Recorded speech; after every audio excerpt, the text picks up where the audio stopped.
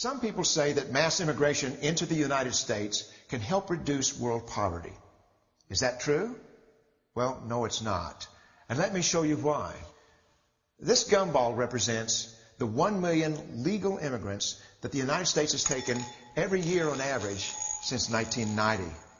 Now, who in the world deserves our humanitarian compassion? The World Bank has one measure of the desperately poor of the world. They make less than $2 a day.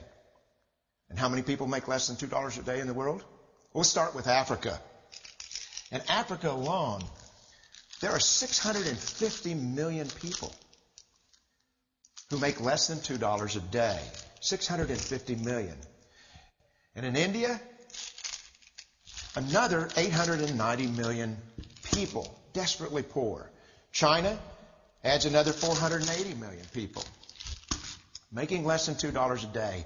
And unfortunately, the rest of Asia has a heartbreaking 810 million people who the World Bank says make less than $2 a day. And finally, there's 105 million of Latin America's population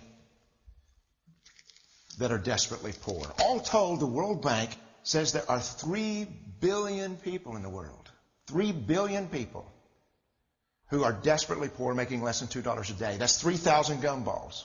And every year, we take 1 million and suggest that we've somehow made a humanitarian difference.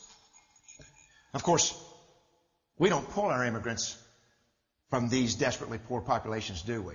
These people are too poor, too sick, too disconnected to make it here as immigrants. We tend to pull our immigrants out of the better off poor of the world. And Mexico tends to define the type of immigrant that we bring here because the plurality of people come from Mexico. And Mexico is poor. How many people in the world live in countries that have average incomes lower than that of Mexico? And the World Bank tells us that that number is these 3 billion plus another 2.6 billion people. 5.6 billion people in the world who live in countries with average incomes below that of Mexico. That's 5,600 gumballs. And so what is it that the elites are telling us? They're telling us that when we take this 1 million immigrants, that we somehow or another are tackling world poverty. And we have to do it regardless of the effect on our unemployed, the working poor, the most vulnerable members of our society, regardless of the effect on our natural resources. Even if we went by the most radical proposals in Washington, which are to actually double our immigration to 2 million a year,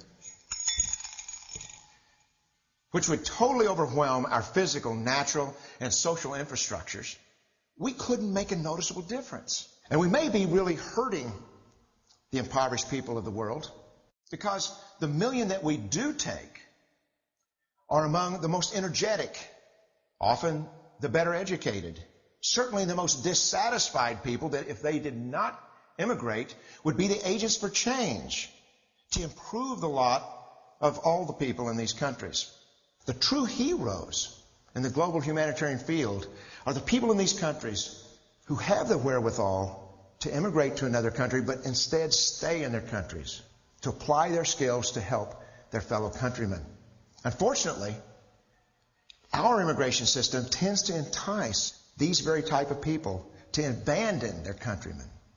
The impossibility of making even a dent is actually worse than it looks here. Because last year, when we took 1 million immigrants, these countries added, births over deaths, 80 million more people into the impoverished populations. And this year, Congress is bringing in 1 million legal immigrants. And this year, according to the United Nations, these countries are expected to add another 80 million people.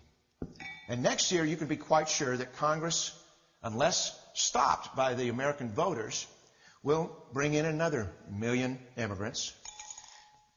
And these countries, unfortunately, will be adding another 80 million people. into these impoverished nations. We could take 5 million a year, but we'd never get ahead of what's happening in these countries. Not in this century. Don't you see? Immigration can never be an effective or significant way to deal with the suffering people of the world. They have to be helped where they live. 99.9% of them will never be able to immigrate to a rich country. There's no hope for that. They have to bloom where they're planted. The only place that 99.9% of these people can be helped is where they live. Let's help them there.